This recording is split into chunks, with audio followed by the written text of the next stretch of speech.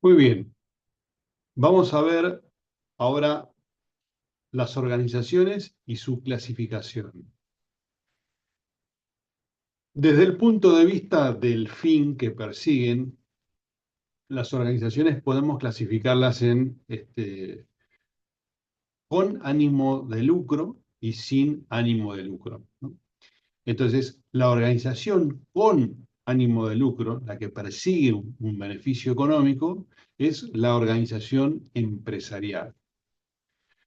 Las organizaciones sin ánimo de lucro son aquellas que no persiguen beneficios económicos, sino lo que persiguen son beneficios sociales. Si realizan labores que tienen impacto en la sociedad, en la naturaleza, en los grupos, digamos, desfavorecidos en los diferentes países. Entonces, unas organizaciones persiguen beneficios económicos y por lo tanto se llaman empresas, y las otras son las sin fines de lucro y son organizaciones sociales.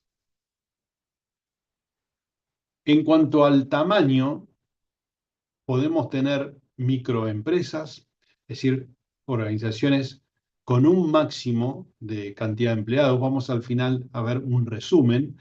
Esto hay que tomarlo, digamos, con pinzas, porque cada país tiene una estructura económica diferente, una cantidad poblacional diferente, y por lo tanto puede haber, eh, digamos, valga la redundancia, diferencias en cuanto a las composiciones. Microempresa para la Argentina puede ser de un cierto nivel y para Alemania o para Estados Unidos otro. Entonces, microempresa, digamos, habitualmente se la conoce como, digamos, una organización con un máximo de 10 empleados. Como dijimos, puede variar de un país a otro. También se puede estimar por volúmenes de facturación, facturación reducida. En cuanto a la pequeña empresa, se suelen incluir, ¿no es cierto?, un máximo de referencia de 50 empleados.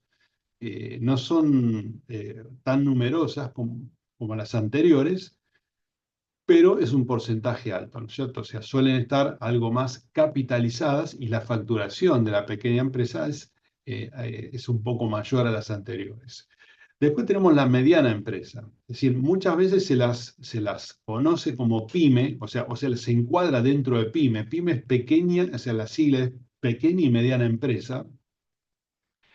Es útil su separación, ¿no es cierto? Pero en realidad, digamos, a la pyme se la asocia más, ¿no es cierto?, a la mediana empresa, ¿no es cierto?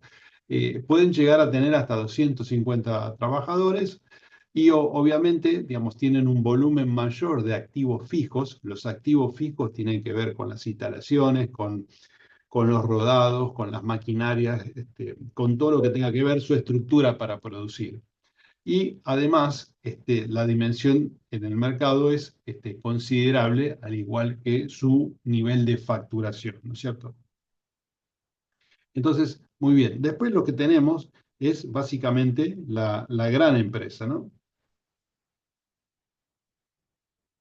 Cuando hablamos de gran empresa, digamos, lo que estamos diciendo es que, digamos, tienen algo más de 250 empleados e incluso pueden llegar a miles, ¿cierto?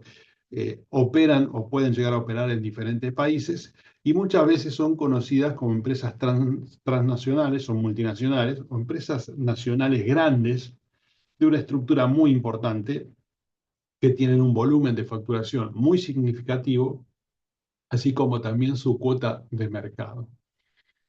Eh, También podemos clasificar a estas organizaciones por sector, es decir, dónde operan o dónde trabajan. Hay cuatro sectores. El sector primario tiene que ver con las organizaciones relacionadas con la agricultura, ganadería, pesca, es decir, con las actividades primarias, no se les llaman primarias a las vinculadas con el suelo, con el mar, ¿no es cierto? Con las actividades, digamos, que tiene que ver con lo básico, con lo esencial, ¿no es cierto?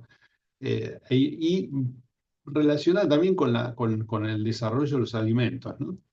El sector secundario engloba aquellas empresas que se dedican a la fabricación y a la manufactura, es decir, a producir, ¿no es cierto?, todo lo que es materia prima y transformarlo en producto. decir, todas aquellas empresas transforman materia prima en un producto diferente y terminado. El sector terciario incluye a los servicios, tanto públicos como privados. Y existe, por supuesto, una amplia variedad que van desde los servicios públicos, ¿no es cierto?, de las organizaciones públicas, hasta, digamos, pequeños comercios, hotelerías, etc. Hay un cuarto sector, el cuaternario, o sea, tradicionalmente está relacionado con la tecnología. Es decir, este sector estaba dentro del terciario, pero digamos, obviamente fue cobrando impulso con el desarrollo tecnológico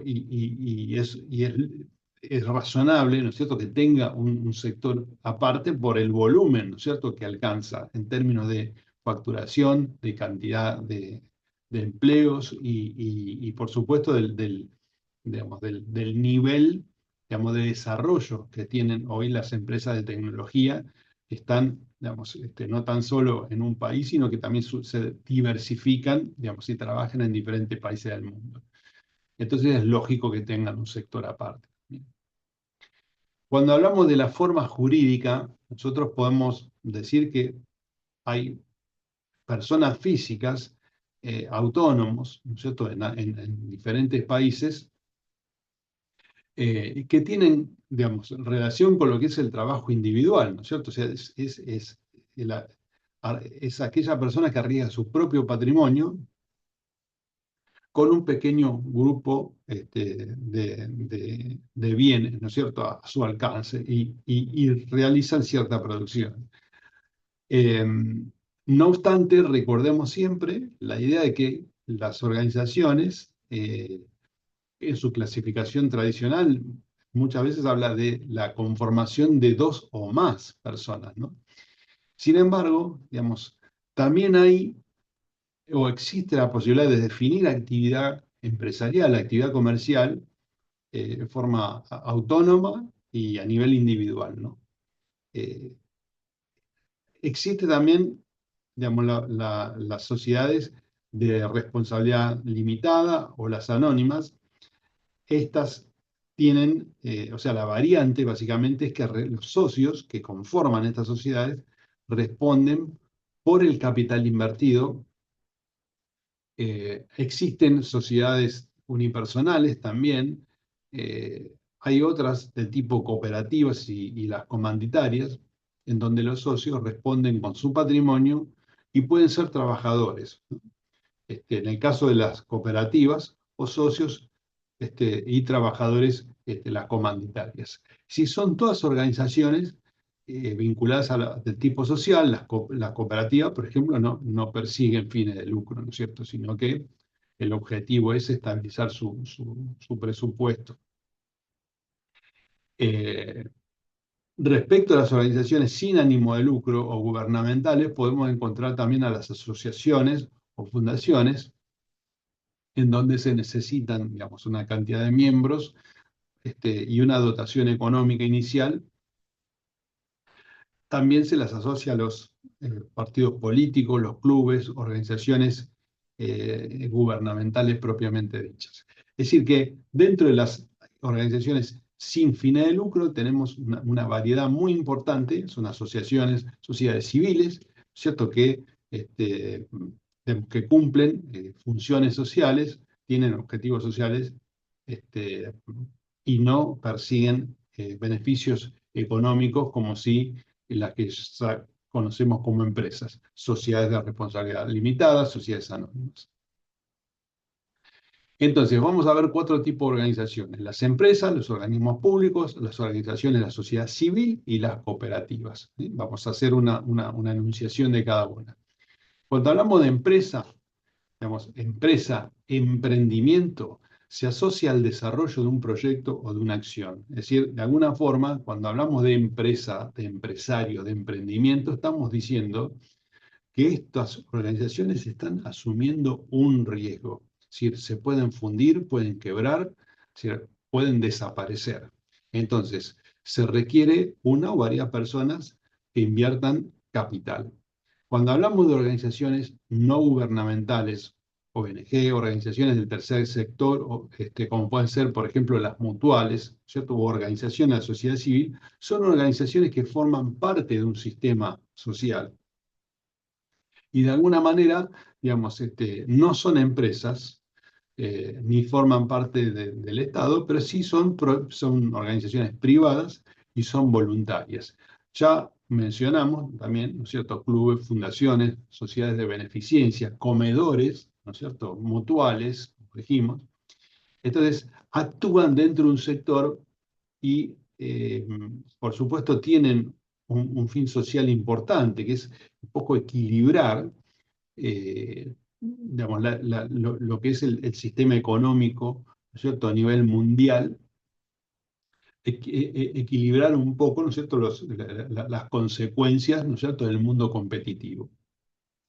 También, por supuesto, como dijimos, están dentro de lo que es la estructura de la organización de un país, ¿no? Los partidos políticos, por ejemplo, ¿no es cierto? E incluso son asociaciones que ayudan, ¿no es cierto?, a este equilibrio que les he marcado recién, ¿no es cierto?, a equilibrar un poco las fuerzas, a equilibrar, digamos, y a tratar de reducir, ¿no es cierto?, los problemas, ¿no es cierto?, que genera la actividad privada, digamos, la actividad competitiva. Por ejemplo, asociaciones como la defensa de los consumidores o los sindicatos, ¿no? En el caso de la educación, colegios, consejos profesionales, cámaras empresariales, es decir, son asociaciones que ayudan a organizar información, que ayudan a proteger, por ejemplo, a los consumidores de los problemas, digamos, de los macro problemas que generan las grandes empresas, las formadoras de precios, es decir, existe un sector de la sociedad que se organiza socialmente, ¿no es cierto?, para intentar generar un equilibrio en términos económicos y de poder respecto de toda la estructura empresarial que está muy parada en conceptos como la competencia, la eficiencia y la eficacia. Organismos públicos son organizaciones creadas por el Estado, en donde tenemos tres niveles, ¿no? Lo nacional, lo provincial y lo municipal, y pertenecen también a los poderes ejecutivo, legislativo y judicial. Cuando hablamos de la parte, digamos, de las cooperativas, si bien, como dijimos, pertenecen a un sistema económico, como las empresas, están dentro, ¿no es cierto?, y participan dentro del ámbito de la economía de un país, de una región, porque producen y venden productos o prestan servicios, tienen características diferentes a las últimas. Es decir, esos aspectos están referidos a la toma de decisiones, a la administración, a su funcionamiento interno, son agrupaciones de personas que sin tener espíritu de lucro ni interés especulativo, se reúnen para perseguir objetivos comunes y obtener un mejor bienestar. Es decir, cuando hablamos de cooperativas, ¿no?, la palabra cooperación aparece y la idea es, digamos, brindar beneficios para aquellos que conforman ese tipo de organizaciones. Hay algunos datos para que tomen en cuenta. En Argentina se estima que existen más de 100.000 organizaciones de la sociedad civil, incluyendo no gubernamentales, 19.000 cooperativas. Estos datos tómenlos con pinzas, simplemente son datos de color para que se entienda un poco cómo es la macroestructura de lo que es un país y, bueno, en el caso nuestro, digamos, cuántas organizaciones, tanto con o fin de lucro, uno se le ocurriría pensar que existen, ¿no? Y en lo que es en términos empresariales, los números siempre suelen variar digamos, en la Argentina entre 500.000, números por arriba, números, digamos, en algún momento eh, teníamos un poco más, pero bueno, son los números, son las empresas que tenemos funcionando en la Argentina, categorizadas como las vimos en los slides anteriores, ¿no? En pymes, en empresas familiares, eh, de diferente tamaño, ¿no es cierto?, con volúmenes de facturación y cantidad de empleados en diferentes escalas. Eh, Cabe destacar en nuestro país, digamos, hace poco se conoció un dato de informalidad. En Argentina, si mal no recuerdo, hay un 40% por allí que, de trabajadores y de trabajo informal, y por lo tanto esas organizaciones muchas veces no son tomadas dentro de los registros oficiales, pero de seguro que hay muchas que están trabajando, digamos, de manera informal. Cuando hablamos de manera informal es que no, digamos, no aportan impuestos, no aportan cargas sociales, es decir, digamos, están fuera, digamos, del contexto del marco de la ley, pero que están obligadas a trabajar de esa manera, ¿no es cierto? Porque, digamos, por el sistema que tenemos en términos impositivos, en términos de regulaciones en la Argentina, si esas organizaciones pasasen a trabajar de manera formal, por allí no podrían sostener los sueldos, no podrían sostener a los trabajadores. Es una realidad económica que tenemos que cambiar, pero realidad al fin, y esas organizaciones no forman parte de estos números que les estoy dando aquí. Cuando hablamos de empresas creadas y cerradas, más allá de los números, en verde son las creadas, en el color rojo, digamos, son las que se cierran. Lo que quiero demostrarles en este sentido es que existe una dinámica. Todas las organizaciones, ¿no es cierto?, tienen un ciclo de vida, que eso después lo vamos a profundizar: introducción, crecimiento, madurez y declinación. Eh, Digamos, siempre las empresas, básicamente son las que persiguen fines de lucro.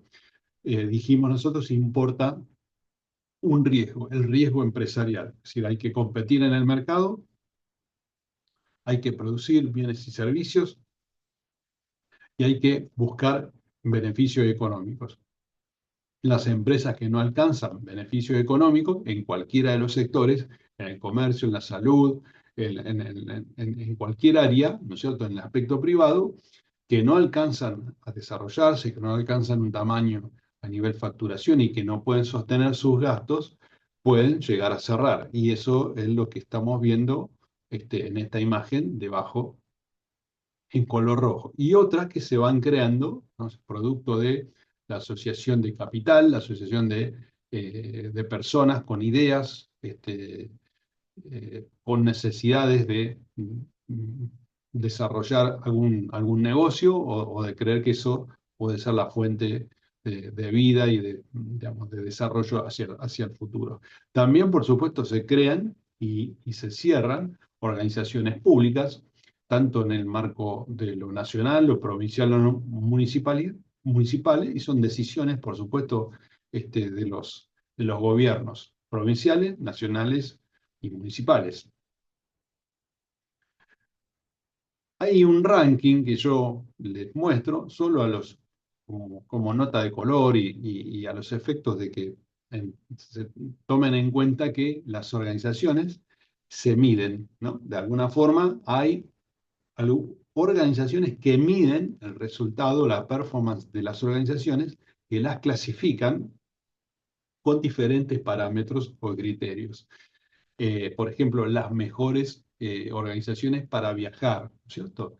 Entonces ahí hay un organismo internacional que evalúa las empresas de aviación, por ejemplo, ¿no?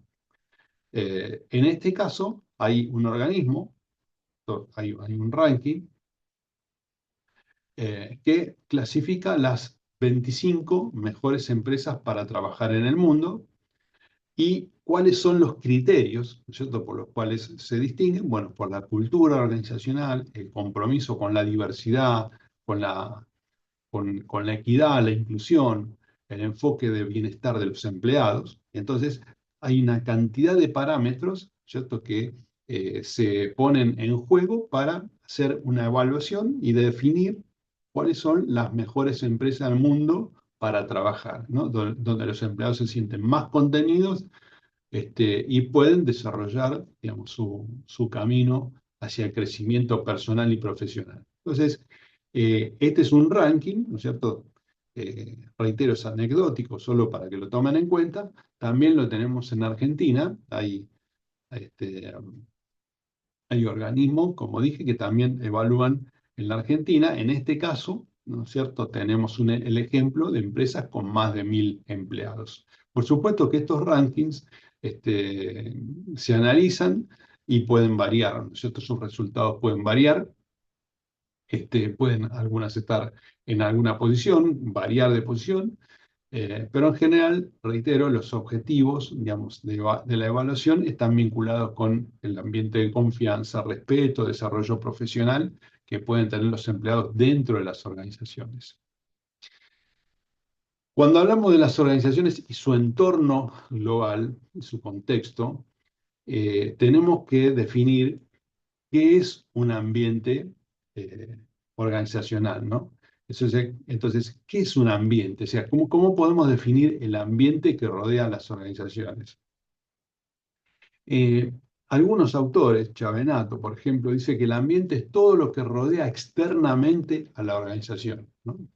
Y considera él que se puede desdoblar ese contexto en dos segmentos. Por un lado tenemos lo macro y por el otro lo micro, ¿no? Lo general, lo macro y lo micro, lo específico. Lo primero dice que incluye las condiciones económicas, tecnológicas, lo social, política, legal, cultural, demográfico, o sea, todo lo que conforma al macroentorno de una organización, ¿no es cierto? Este, es su campo, digamos, dinámico externo, ¿cierto? Y lo micro tiene que ver con lo más cercano a la organización y por allí estaría constituido por su ámbito de tareas, por los grupos de interés que son los stakeholders, ¿no es cierto? Como por ejemplo los proveedores, los clientes, los competidores, los organismos de control. También es un ambiente, pero es algo más chico que lo anterior, ¿no es cierto? Entonces, en términos generales, una organización tiene partes interesadas. ¿Quiénes son las partes interesadas? Los sindicatos, los empleados, los clientes, los proveedores, los accionistas, si fuesen empresas, ¿no es cierto? Los medios de comunicación, los gobiernos, ¿no es cierto? ¿Por qué hay intereses creados alrededor de una organización? Porque de seguro una organización tiene que vincularse con todas las comunidades y también tiene que pagar impuestos y tiene, digamos, que mantener bien a la gente y por lo tanto se crean sindicatos para regular esas cuestiones y tienen proveedores y tienen clientes y hay que competir y hay grupos de acción y hay grupos que defienden a los consumidores de los productos este, de esa organización. Entonces, hay todo un contexto, ¿no es cierto?, que son parte interesada de esa organización, como vimos recién, a nivel macro y a nivel micro. El entorno, digamos, hace referencia a los factores, ¿cierto? Algunos son directos, ¿no? Como aquellos que podemos marcar, ¿cierto? Son aquellos en donde la organización interactúa de forma constante y directa, ¿cierto? Directa, con proveedores, clientes y empleados.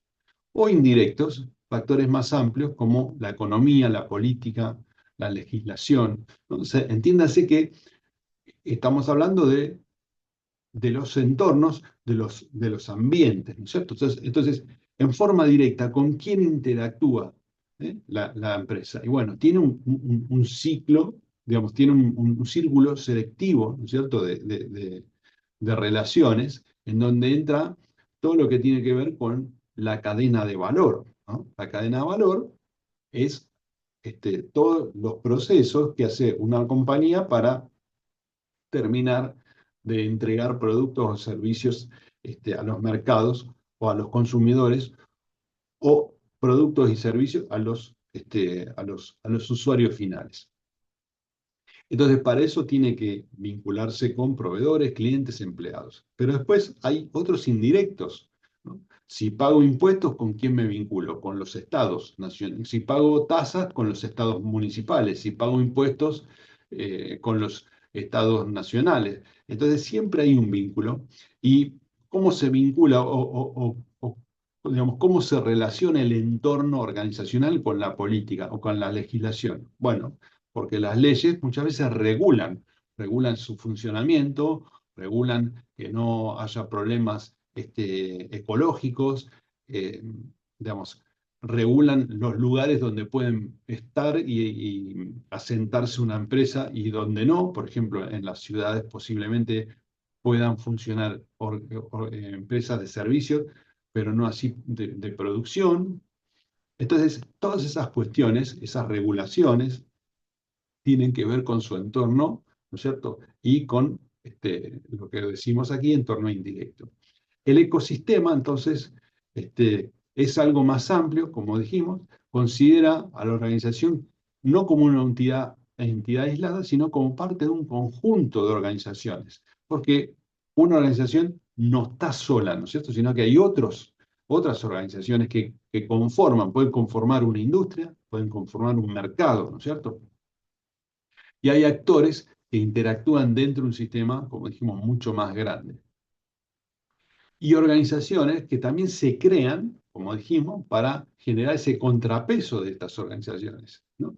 Entonces, una organización de consumidores, como dijimos, se crea para protegerse, ¿cierto?, de los problemas que pueden generar competencia desleal, etcétera, de las empresas que producen bienes y servicios. Entonces, siempre habrá organizaciones dentro de un mercado, de una industria, y habrá organizaciones sociales, ¿cierto?, con esos fines, destinados a qué? A generar ese equilibrio que había comentado, ¿cierto? Dentro de un mecanismo, ¿cierto? Dentro de un sistema de producción, de competencia, este, a nivel mundial, regional, nacional. Entonces, el ecosistema destaca que hay una interdependencia entre la organización y los otros actores. Se genera vínculos. Una organización depende de otras, ¿cierto? Depende de otros actores que forman parte de ese ecosistema. Entonces debe ser capaz de adaptarse a los cambios de su entorno y al mismo tiempo también influir de manera positiva en ese entorno. Cuando decimos que la organización no está sola, que depende de otras y que se vincula con otras, lógicamente va a influenciar y va a ser influenciada, ¿cierto? Es decir, esto es lo que genera la interdependencia, que dependan unas de otras. Cuando hablamos de ecosistema y entorno, no podemos dejar de lado el concepto de globalización. La globalización, obviamente, ha afectado la vida de las organizaciones. Y por supuesto se define de diferentes formas, ¿no? Es decir, hay un contexto que tiene que ver con las políticas, las cuestiones sociales, las reglas de juego de los diferentes países en donde se encuentran localizadas las empresas. Es decir, las organizaciones ya no pueden ser vistas desde un enfoque cerrado, sino que la historia nos ha demostrado que no es posible pensar en un sistema mundial, ¿no es cierto?, cerrado. Es decir, así como se vinculan las organizaciones dentro de un sector, dentro de un país, hoy tenemos la posibilidad que esas organizaciones formen parte del mundo y se vinculen con el mundo. Entonces, la globalización, esto de ver el mundo como un todo, ¿no es cierto?, como un sistema abierto donde estamos todos vinculados, alcanza a diferentes cuestiones, ¿no es cierto? La globalización podemos verla no tan solo de lo económico, sino también de lo social, y está vinculado mucho con los progresos tecnológicos, ¿no es cierto? Es decir, hay consecuencias tanto positivas como negativas. Es decir, cambia la manera de trabajar, de pensar las actividades productivas, los avances tecnológicos, por supuesto que se generan en ciertas, digamos, en ciertos lugares del mundo, pueden este, tener receptividad en otros, ¿cierto? Cuando una organización, por ejemplo, importa una máquina este, eh, con tecnología avanzada, lo que está haciendo es, en términos globales, conectarse con el mundo, ¿no es cierto?, e intercambiar, ¿no es cierto?, recursos económicos por capital, ¿no es cierto?, por activo fijo, por capital de trabajo, ¿no es cierto?, en este caso maquinaria, con otra organización en otra parte del mundo. Entonces, eso lo permite la tecnología, tanto en el diseño de productos y servicios, como también en la comunicación, ¿cierto? O sea, la globalización eh, viene de la mano de los progresos tecnológicos y de la posibilidad, por ejemplo, de estar dictando clases desde la Argentina a cualquier parte del mundo y viceversa, ¿no? Todo eso lo permite la tecnología, de poder, digamos, mandar, digamos, fondos de una cuenta bancaria a otra, de Argentina a otro lugar del mundo rápidamente, con un clic. Entonces, eso es, de alguna manera, la globalización, ¿no es cierto? Como decíamos, podemos hablar de organización social, de globalización social, tecnológica, económica, ¿no? Entonces, la globalización como fenómeno en sí mismo, no podemos decir si es buena o mala, ni es buena ni mala, sino que podría ser ambas cosas a la vez, dependiendo de donde uno esté parado, ¿no? Depende del análisis que se haga y de los sectores. Algunos sectores se verán favorecidos y beneficiados y otros perjudicados. La globalización, dice, bien administrada, podría beneficiar a todos, pero, digamos, muchas veces se cuestionan estos resultados por, digamos, el sistema económico mundial que tenemos, ¿no? Así lo cuestiona Stiglitz, que es un premio Nobel de Economía, en uno de sus trabajos, ¿no? Aldo Ferrer, que es un referente nuestro, ¿no es cierto?, un economista nuestro, eh, planteaba, ¿no es cierto?, que la globalización uno la puede ver como real, ¿cierto? Refleja los cambios de la tecnología, la acumulación de capital, ¿cierto? Por un lado, y que habla de las aptitudes de la economía para generar ventajas competitivas, y por el otro, la globalización virtual, que se refiere a transacciones, valores, procesamiento y circulación de datos e imágenes. Esa globalización virtual está muy vinculada con la cuestión tecnológica. Entonces, cuando habla de la globalización, dice que es selectiva en lo real y total en lo financiero. ¿Por qué dice esto? Bueno, dice, dista de ser total en la producción y comercio mundiales, porque los países, por ejemplo, desarrollados, protegen sus mercados en productos que consideran sensibles, como agrícolas, textiles o acero. De hecho, un ejemplo claro de lo que está ocurriendo en la actualidad podría ser esta guerra arancelaria de aranceles puestos entre, por ejemplo, Estados Unidos y China, ¿no? Entonces, la globalización dista de ser total en la producción y comercio mundiales, pero al mismo tiempo dice Ferrer, dice que obviamente en ese sentido es selectiva, pero por el otro lado, digamos, en el marco financiero es total, ¿no? Dice la globalización está enmarcada en un sistema de reglas.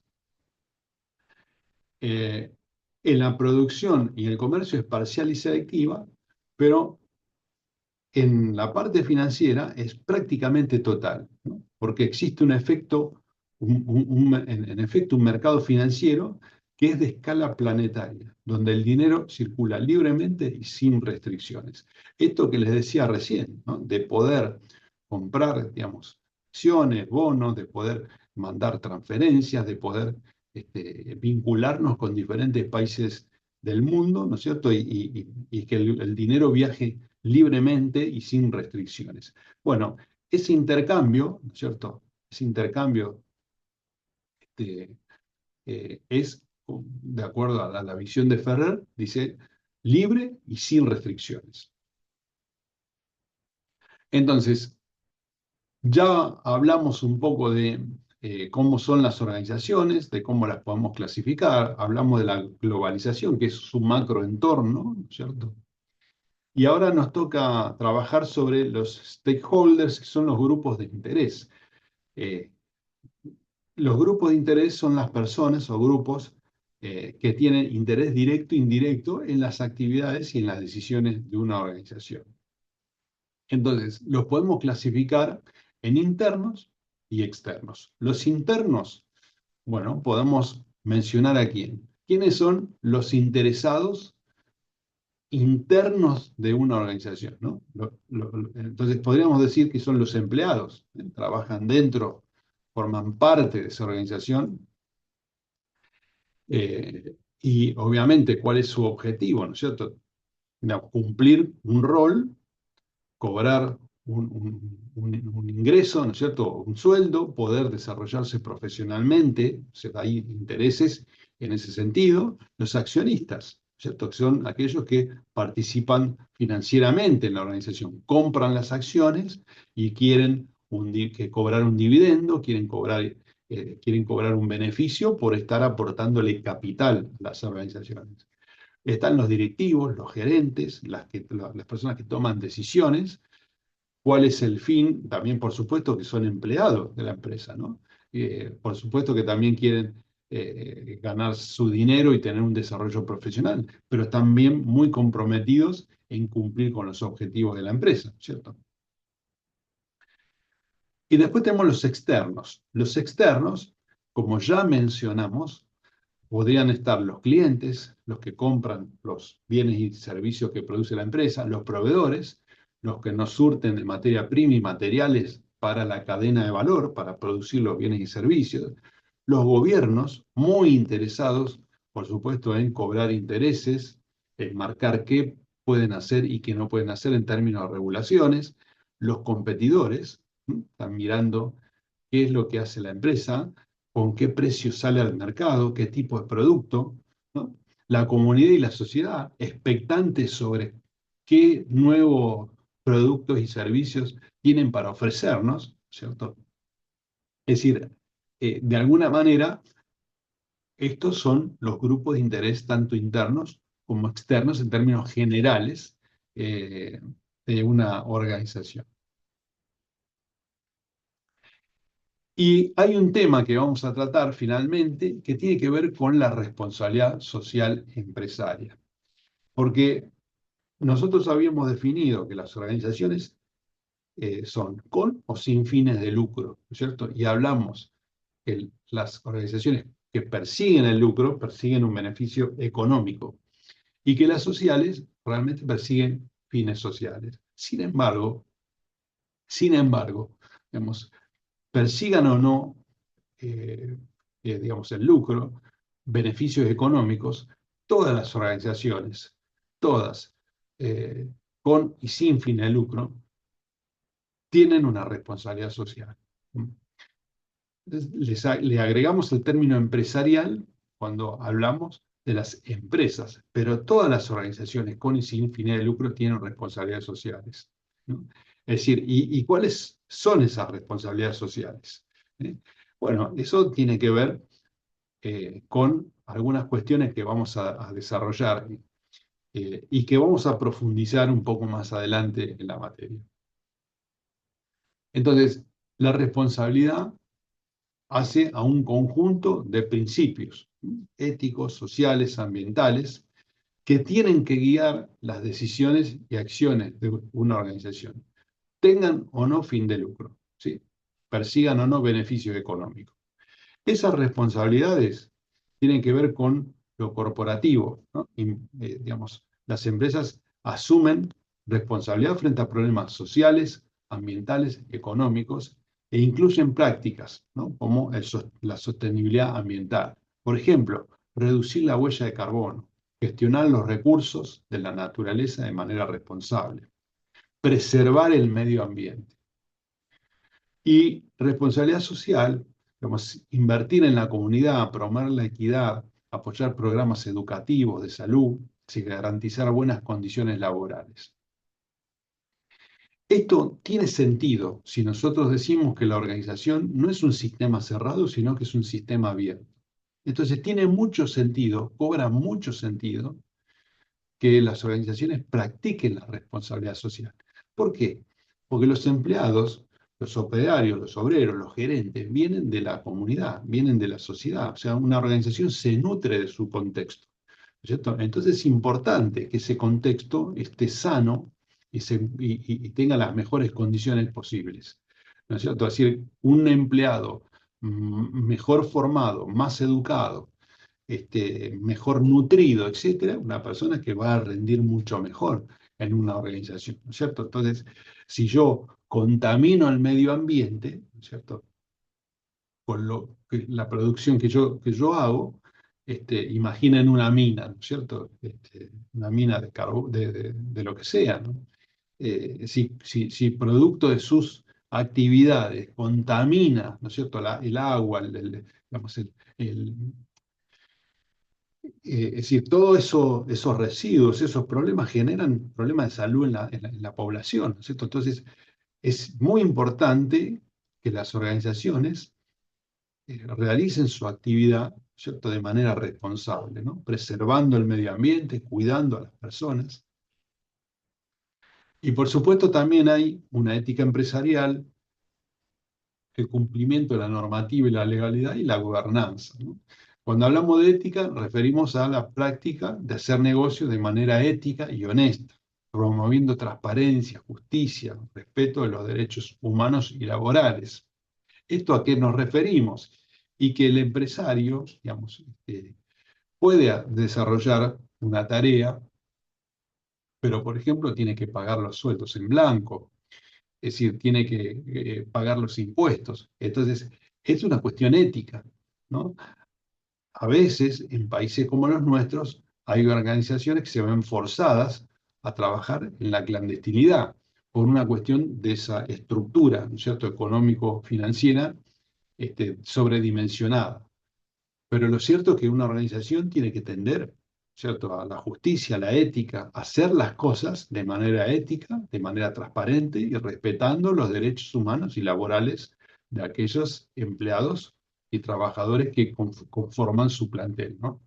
Cumplimiento normativo y legal, es decir, debe cumplir las leyes y las regulaciones. Hay que pagar impuestos, hay que pagar cargas sociales, hay que declarar de forma jurada, digamos, todas estas cuestiones. Eh, Tenemos que cumplir normativas que imponen, ¿no es cierto?, las leyes y los entes que gobiernan.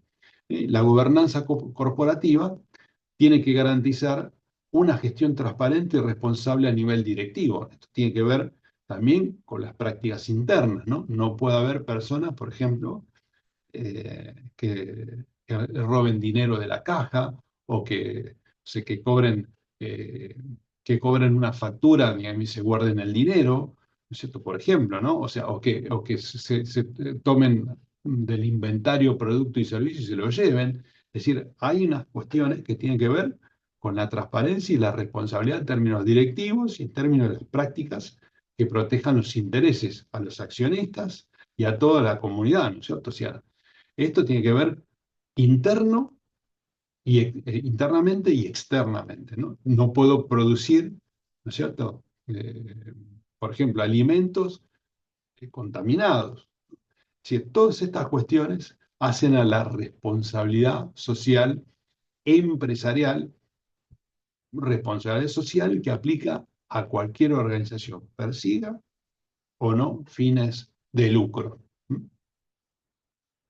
Mejorar la reputación y la imagen corporativa es importante, ¿no?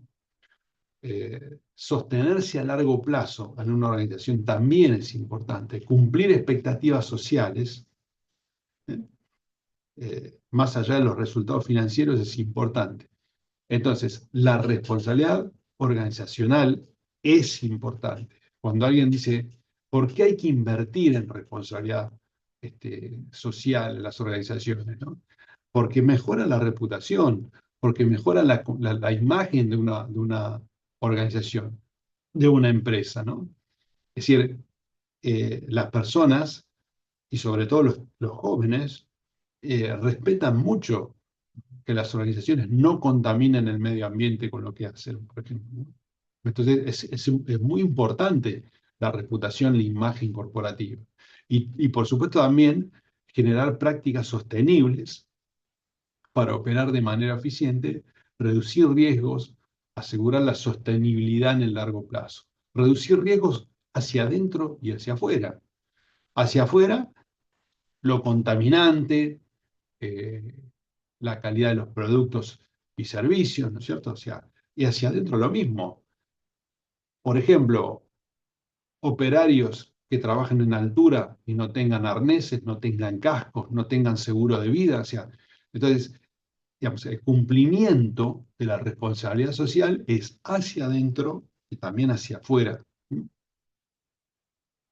Bien, esto es un poco el marco en el cual nosotros vamos conociendo a las organizaciones. Las vamos clasificando, como vimos, pequeñas, medianas, grandes, pymes. Más adelante vamos a trabajar un poco sobre el concepto de organización de organizaciones particulares, las familiares, pero me parece que es un marco interesante para ir entendiendo qué es una organización, cuáles son sus fines, cómo las podemos ir clasificando. No se agotan las clasificaciones acá. eh, y me parece interesante, digamos, hacia adelante, de ir profundizando ya en los aspectos internos, ¿no? En los aspectos de cómo nos vamos a ir, cómo se manejan las organizaciones, cómo distribuyen las tareas, los roles, las funciones, etcétera. Vamos a hacer un resumen rápido. Entonces, eh, las organizaciones son sistemas sociales, se constituyen como personas jurídicas, generan división de trabajo, son dinámicas, como vimos, son complejas porque necesitan interrelacionarse con el mundo, con sus regiones, buscan diferentes fines, buscan perdurar en el tiempo, ¿no? Hay estructuras que vamos a trabajar más adelante, estructuras formales, informales, como dijimos, desde los propósitos persiguen fines de lucro, no persiguen fines de lucro. Desde el tamaño, lo aclaré desde el principio, varía por países, pero podemos hablar de micro, de pequeña, de mediana. Los números, como dije, de cantidad de empleados, este, varían por país. Países más grandes seguramente clasifican de diferentes maneras, pero tenemos acá una micro de entre 0 a 10, pequeña entre 11 y 50, mediana entre 50 y 250, grande 250 en adelante. Entonces, y por supuesto, dentro de estas clasificaciones está el comercio, la industria, los servicios, ¿no? De capital privado, pueden ser nacionales, pueden ser extranjeras. Entonces, si son extranjeras, pueden ser transnacionales, pueden ser empresas multinacionales. Es decir, hay digamos, una cantidad de organizaciones de diferente tipo que se ordenan en función a los objetivos que persiguen, ¿no? Eh, por ejemplo, franquicias, empresas que venden su marca o manera de organizar a otros inversionistas, ¿no? Como dijimos, empresas familiares, donde los socios o directivos pertenecen a la familia. Una empresa se puede formar con amigos o puede ser formada por familias, ¿no es cierto? Y por supuesto está lo del carácter público, como dijimos, donde el capital le pertenece al Estado y no a los privados, ¿no? No a los accionistas, sino al Estado. Y su principal objetivo es satisfacer las necesidades de la sociedad, ¿sí? Y proporcionar servicios a quién, a la comunidad.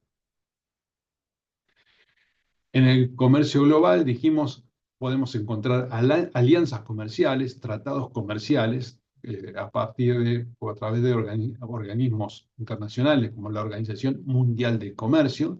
Entonces, dentro de lo que es la globalización que ya mencionamos, podemos tener empresas transnacionales, globales, multidomésticas, empresas que venden licencias, este, digamos, que permiten la explotación de sus marcas. Por ejemplo, Disney, ¿no es cierto?, vende sus productos, sus licencias para que puedan usar su imagen, ¿no es cierto?, ponerlas en remeras, en productos. ¿cierto? Entonces, hay una cantidad de formas en las cuales una organización, digamos, puede traspasar la frontera del país, ¿no es cierto? A partir de exportar, de trabajar con licencias, de hacer alianzas estratégicas con otras organizaciones, ¿cierto? Tener subsidiarias, ¿no es cierto? Poner una sucursal en el exterior, eso se llama o es parte de un proceso que más adelante vamos a trabajar, que es el concepto de la internalización de las empresas, y cómo las empresas se vuelven internacionales, partes del mundo y no tan solo venden y trabajan localmente. Por actividad económica, las clasificaciones industriales, de extracción o manufacturera, que producen, comerciales, ¿no? Mayoristas, minoristas, comisionistas, autoservicios, de servicios. ¿M?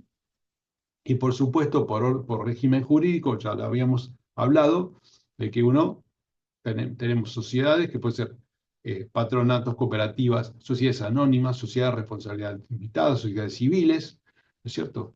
Asociaciones, fundaciones. Esto no es una clasificación rígida, pero sí hay que tomar una idea del marco general. Bien, esto es todo. Creo que es un resumen interesante, que uno puede profundizar un poco más en su lectura, pero entiendo que tenemos acá un marco bastante amplio de lo que es una organización.